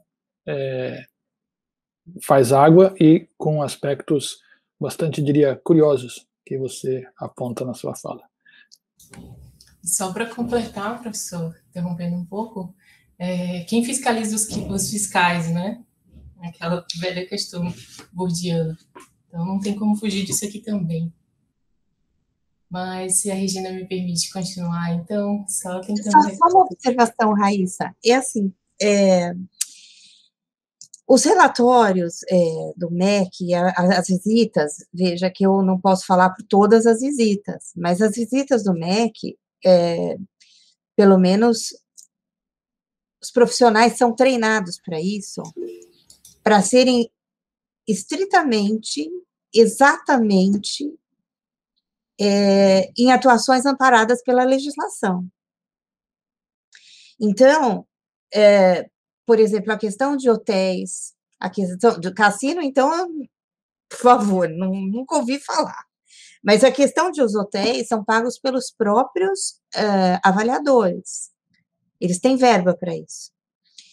E, assim, a corrupção é algo que preocupa, porque aquele profissional que assina, ele responde. E ele responde, e aí a importância, né, das gerações, não importa que seja da nossa época ou daqui para frente, enfim, responderem pelo que fazem. Então, se está havendo uma falha também nisso, quer dizer, a responsabilidade também está nessa formação. Porque, afinal de contas, meu Deus do céu, né? Quando sai o ranking nos países mais corruptos, né? É algo que tem tudo a ver com a questão da educação, do processo educacional, da vergonha, né? Da responsabilidade do profissional que atua nesses setores. Então, mais uma vez, essa questão desse processo, desse ensino jurídico, desse ensino, né, em todas as bases, ser muito bem estruturado. E a nossa geração que está aí para fiscalizar o fiscal, ou enfim, que está dentro desse processo, ter uma formação mais séria e ter mais do que uma formação, ter uma atuação mais séria.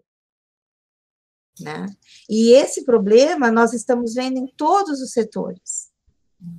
E é justamente o que está colocando a baila e o que vai colocar a baila e na sociedade da informação, esse descortinar, né, das vergonhas que realmente já começam a aparecer.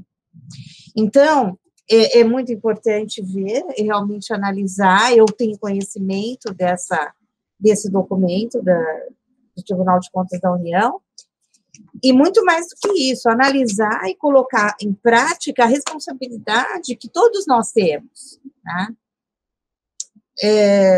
Nessa ação coerente, né? Nessa ação de responsabilidade, nessa ação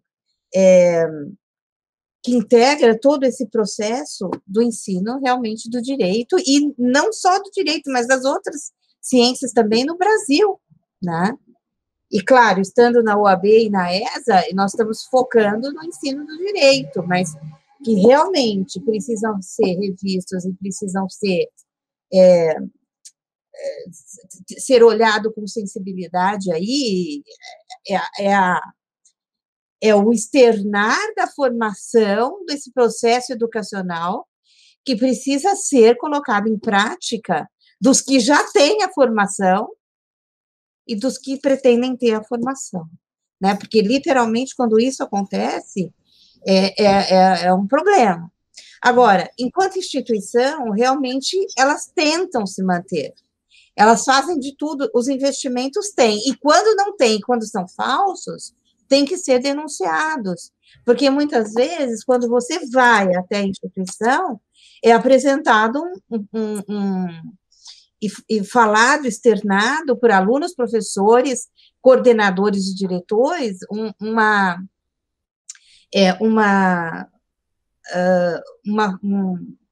situação, e aí, dentro dessa questão, cabe ao avaliador verificar com atenção todos os documentos e verificar se não é um teatro, né? Então, veja, e os avaliadores, eles têm o treinamento para isso. Agora, como amarrar isso, como treinar mais, como fazer com que, né, haja realmente aí uma responsabilização dos professores, que falam algo que não corresponde à verdade, né? Diretores, coordenadores e a sociedade como um todo, porque hoje, na sociedade, diferente da nossa época, hoje a sociedade tem assento. Eles integram os comitês, tá? Tanto na pública como na particular. Então, e o papel da sociedade aí? Vai dizer amém também? E o papel do aluno vai também falar que está tudo bem? Então, a verdade, e aí o avaliador é quase que um detetive, né? Ele entra com o papel de avaliar e de buscar os documentos necessários que embasam essa avaliação. E se isso não for verdade, vai cair por terra a avaliação que ele fez. Então, a seriedade desse processo, e isso é o que acontece hoje, diferente da nossa época. Em 1986, de 82, que é a minha formação de 82 e 86, realmente era diferente esse processo. Realmente, em São Paulo, eram as 4 faculdades que existiam, o professor era realmente um deus, como continua sendo, porque é mesmo, porque tem a sua formação, tem anos de estudo. Então, agora, detectar o que fez, ou o que faz, em alguns casos, esse degringolar, que algumas vezes acontece, né, é que precisa ser visto com bastante atenção, e aí a OAB, a ESA, enfim, e todos nós, né, como pessoas profissionais, precisamos estar atentos, informando as pessoas para essa sensibilidade, enfim. Regina, só atentando ao horário do professor José Girardi, ele vai precisar se ausentar para outro compromisso às 11 horas. Então, só para resgatar um pouco e tentar finalizar, esse processo que o professor Aguilar vinha apontando, né, mais interno dessa leitura deficiente, né, do estudante do direito frente ao ENAD, né, desse processo para uma advocacia, e esse acompanhamento que o professor Garcês fez de todo esse movimento externo, né, de fato que o professor também, José Eduardo Faria fala, de uma desconstitucionalização, né, das nossas regras, enfim, toda essa incorporação externa e interna de elementos que foram observados pelos professores, e agora também pela Regina, eu acho que é importantíssimo um espaço como esse que a gente está tendo agora, de cada vez mais ir tentando concretizar uma epistemologia do ensino jurídico mesmo, né, pensar sobre ele, os caminhos, para onde está indo, onde está, em que pé está, para que a gente possa fazer soluções, né, ter soluções positivas, mas continuar também com esse caminho de crítica, né, não só de crítica, mas de observação, de acompanhamento dessas dinâmicas, né, que tem ocorrido aqui dentro do nosso sistema educacional de modo geral. Então, agradecendo e tentando mesmo firmar essa parceria de soluções, né, especialmente em questões dentro de sala de aula, metodologias ativas, como a gente se comporta frente a esse grande, né, neoliberalismo que pode estar tentando reproduzir as desigualdades sociais dentro da academia, esse lucro, esse sistema que está sendo bem planejado para um outro fim que não mesmo da educação, da função social da educação. Então, a gente tem que pensar estratégias, de fato, para tentar amenizar esse quadro de alguma forma que é bem complexo, que não é somente interno, né, que tem forças, né, externas também atuando aí para isso. Então, é tentar firmar essa parceria e colocar os pesquisadores da ESA à disposição, né, não só de diálogos, mas de pesquisa também, isso que a gente tem procurado fazer, e agradecer muito aos 2 professores que foram maravilhosos e fizeram grandes contribuições no dia de hoje para esse simpósio. Agradeço também em nome dos diretores, né, do professor Jorge Bolsinhas e do professor Adriano. Muito obrigada. Doutora Raíssa, muito obrigado mesmo. Doutora Regina, doutora Adriana, Aesa, pelo convite. Eu peço desculpas pela... Uma das coisas desse ambiente virtual é que a gente parece que multiplicaram seus compromissos, não é isso? Eles vão pegando um atrás do outro. Acho que o trabalho que os senhores têm feito aqui é sensacional, é muito importante, e nós estamos à disposição. E eu queria, claro, agradecer muito a oportunidade de ter revisto e ter conversado com meu querido amigo Fernando de tantos anos, e poder fazer um pouco assim em público, conversas que a gente tem tido às vezes ao telefone, ou quando era possível tomando um café, e dizer que são questões difíceis, não há soluções fáceis, mas o caminho é sempre pensar com coração grande, com a mente livre, e no espaço de diálogo que a ESA com tanta elegância propõe aqui. Então, muito obrigado, doutora Regina, doutora Raíssa, muito obrigado, Fernando. Obrigado, Adriano, não estou te vendo aqui, mas é muito bom você estar com a gente, e a toda a equipe da ESA, o Eric, todo o pessoal que ajudou esse evento. Da mesma forma, é um prazer, né, participar de mais esse evento da ESA. Concordo com o Garcês que vocês têm exercitado um papel fundamental nessa crítica, né, nessa consciência, e às vezes, nesse exercício da crítica, eu lido com dados, né, eu não gosto dos dados que eu vejo, mas como eu sou um eterno otimista, incorrigível otimista, eu estou sempre lutando para que melhore, tá certo? E embora o quadro possa parecer sombrio, eu acredito em melhoras, eu acredito sempre como uma filosofia de vida, eu vou fazer alguma coisa para melhorar alguma coisa. Eu detesto ser o profeta do apocalipse, né? Eu não gosto dessa posição, mas também acho que a gente não deve deixar de mencionar dados, né, que são relevantes justamente para detectar. A sociedade só pode avançar com a crítica, né? A sociedade só pode avançar com a compreensão e o aprofundamento, né? Então, agradeço mais uma vez o Adriano, a Regina, a Raíssa, o Garcês, o Eric, o Bolsinhas, por essa oportunidade. Coloco-me à disposição para prosseguimento desses debates e desejo sucesso aí para o simpósio. Muito obrigado. Fernando, Girardi, Raíssa, Adriano, toda a equipe de apoio, professor Bolsinhas, enfim, olha, é um prazer estar aqui, é um prazer ter estado com vocês aqui de manhã, é um prazer tê-los ouvido, aprendido com vocês, né, trocado figurinhas, fomentado a discussão, porque acho que é o nosso papel, né, e muito mais com a motivação que vocês têm e que transcende, né, essa motivação e que passa para todos nós, como pesquisadores, como pessoas sérias, como pessoas que trabalham incansavelmente, né, eu quero dar os parabéns a vocês, né, por essa fala maravilhosa que nós tivemos agora pela manhã. Muito obrigada mesmo, obrigada a todos, né, e, mais uma vez, marcamos a história na ESA, né, isso que é importante, é o ser feliz hoje, é fazer um trabalho hoje, e que é um legado, querendo ou não, eu espero que as futuras gerações, e que nós possamos continuar, e que, com a busca da felicidade hoje, nós busquemos e continuamos buscando, enfim, a perfeição para hoje e para amanhã, tá bom? Muito obrigada a todos, professora Adriana, muito obrigada para todos, enfim, até a próxima, até mais. Obrigada. Até a próxima. Obrigado. Obrigado. Até mais. Tchau, tchau.